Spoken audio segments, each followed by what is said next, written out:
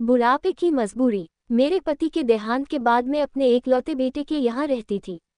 मेरी बहू का एक अलग ही रूप मुझे देखने मिला, साथ ही बेटे का भी। दोनों के मन में क्या है मैं अच्छे से जानती हूँ। वो चाहते हैं कि मैं वृद्धा आश्रम चली जाऊँ।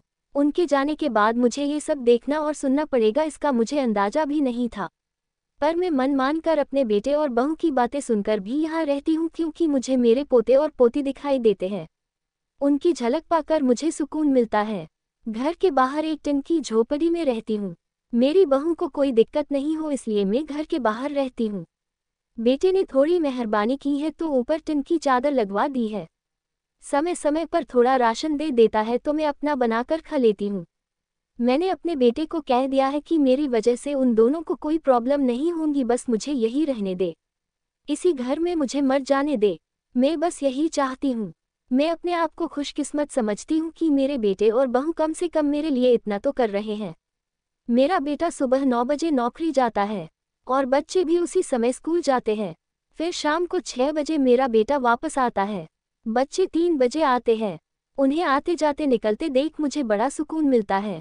मेरे पति के दोस्त थे, उनकी पत्नी का भी स्वर्गवास हो गया है। उस समय पर वो हमारे घर पर आया करते थे। उनसे हमारे अच्छे रिश्ते थे। उनका घर हमारे घर से थोड़ी दूरी पर था। पैरों में समस्या हो गई थी, ठीक से चल भी नहीं पाते थे। वो बड़े दिनों बाद मेरे यहाँ आए।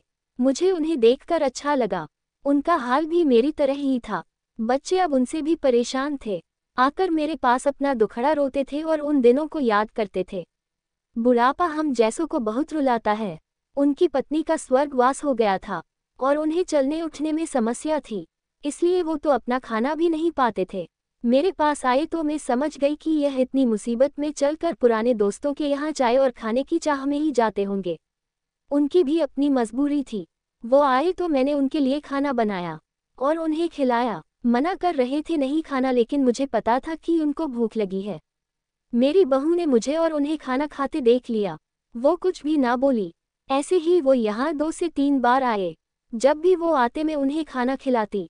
फिर उनके जाने के बाद जब मेरा बेटा आया तो बहू कहती है कि तुम्हारी माँ कितनी बेशर्म है, पता नहीं किस किस को आजकल बुलाकर खाना खिला रही है। बड़ी मुश्किल से कमाया जाता है और ये लुटाने में लगी। इनका राशन बंद करो, कुछ दिन भूखी रहेगी तो अक्ल ठिकाने आएगी। मैंने कहा कि मैं अपने हिस्से का उन्हें खिलाती हूँ, तुम्हारे पिता के पुराने मित्र है। फिर भी बहू का उल्टा सीधा बोलना शुरू रहा।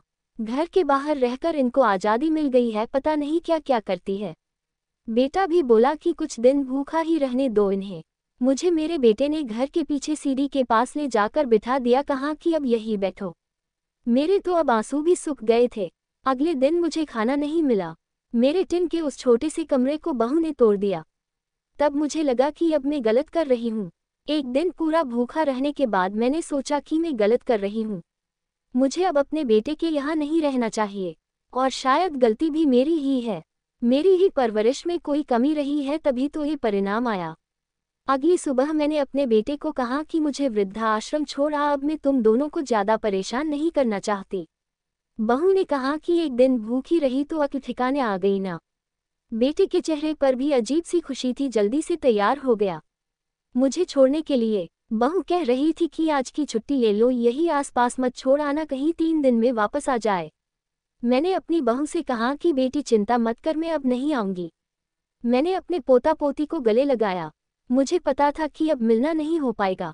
बेटी को भी चाहती थी कि एक बार जी भर के गले लगा लूं, लेकिन वो बोला चलो जल्दी करो।